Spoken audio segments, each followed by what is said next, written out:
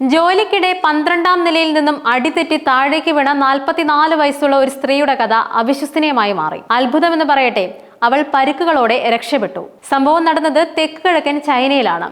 Jiangxi പ്രവിശ്യയിലെ ലെപ്പിങ്ങിൽ നിന്നുള്ള factory ക്ലീനറായ Peng ഹുയിഫാങ്ങിന്റെ അത്ഭുതകരമായ അതിജീവനത്തിന്റെ അസാധാരണമായ കഥ രാജ്യവ്യാപകമായി ശ്രദ്ധ പിടിച്ചുപറ്റി സോഷ്യൽ മീഡിയയിൽ വൈറലായി. ഇത് സംബന്ധിച്ച വാർത്ത south China morning post report ചെയ്തു. നിലത്ത് ഇടിച്ച ശേഷം ഭർത്താവിനോട് സഹായം അഭ്യർത്ഥിക്കാൻ പോലും അവർക്ക് കഴിഞ്ഞുവെന്ന് റിപ്പോർട്ടിലുണ്ട്. സംഭവം നടന്നത് മെയ് 13-നായിരുന്നു. ജനൽ ബിസിനസ് നടത്തുന്ന ഭർത്താവിനെ ഒരു ക്ലയന്റിന്റെ ബാൽക്കണി സീൽ ചെയ്യാൻ പെങ് സഹായിച്ചുകൊണ്ടിരിക്കുമ്പോഴാണ് സംഭവം നടന്നത്. ബാൽക്കണിയിൽ നിന്നും അകലെ സുരക്ഷിതമായ ഒരു സ്ഥലത്താണെന്ന് കരുതി അവൾ ഒരു സേഫ്റ്റി റോപ്പ് ധരിച്ചിരുന്നു. അത് അപകടത്തിലേക്ക് നയിച്ചു. 100 കണക്കിന് കിലോഗ്രാം ഭാരമുള്ള ഒരു ഭാരമേറിയ ജനൽ 12ാം നിലയിലേക്ക് ഉയർത്താൻ ക്രെയിൻ ഉപയോഗിച്ചിരുന്നു.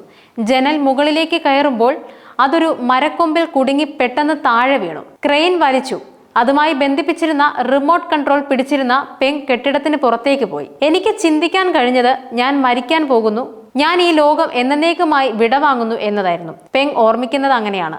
ഭാഗ്യം കൊണ്ട് പെങ് ചെന്ന് വീണത് വലിയൊരു ഷീറ്റിലായിരുന്നു. വാഹനങ്ങൾ പാർക്ക് ചെയ്യാൻ ഉണ്ടാക്കുന്ന ടെന്റിലെ വലിയ മേൽക്കൂരയിലാണ് അവൾ ചെന്ന് വീണത്. വീഴ്ചയെ തടസ്സപ്പെടുത്തിക്കൊണ്ട് ആ മേലാപ്പ് അവളുടെ ജീവൻ രക്ഷിച്ചു.